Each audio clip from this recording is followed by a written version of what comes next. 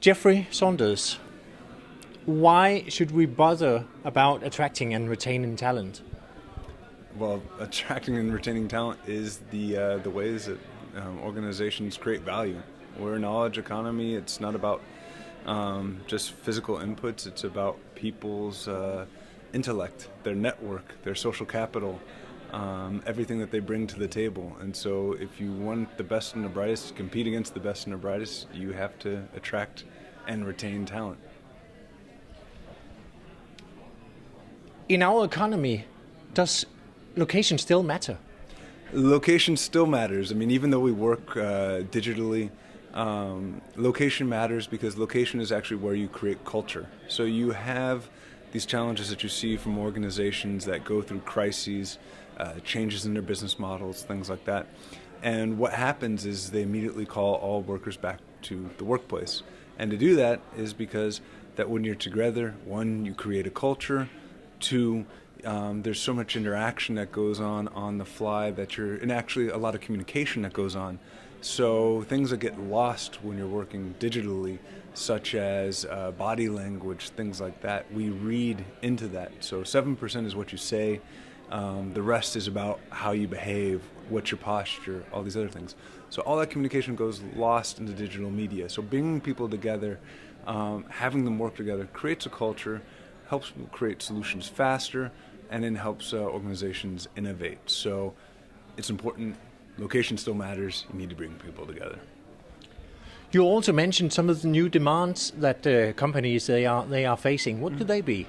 Some demands are the need for flexibility, the need to be able to attract a wide variety of workers, so include diversity, create spaces to include them, and at the same time provide spaces for people to pick and choose when and where they work.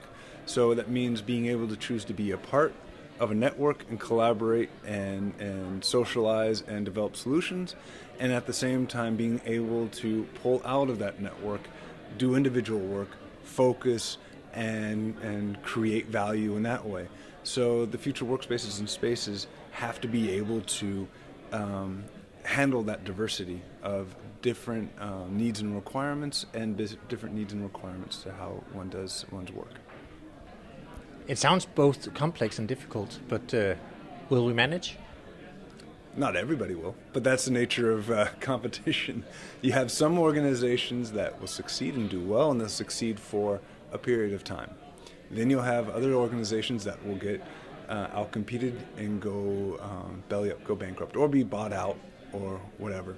And that's the nature of business, and that's accelerating. So one of these things when we talk about accelerating pace of change is the pace of change within organizations is increasing, so that you think about in the next 10 years' time, 70% of the organizations as we know them today are not going to be here. You can look at that as a bad thing and say, oh my God, what a loss. On the other side, it's a great opportunity. You could be one of those 70% that comes and takes over. So that's a significant opportunity. The question is, how do you create a organization and the workers ultimately and the people to deal with that change in dynamic? How can they make themselves employable?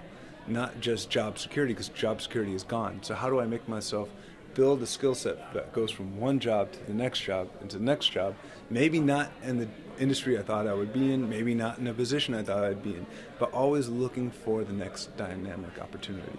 And so when I was speaking before, it's about less about security and more about employability and having the mental toughness to take some of the setbacks that will come in one's career. Thank you so much for your views. My pleasure.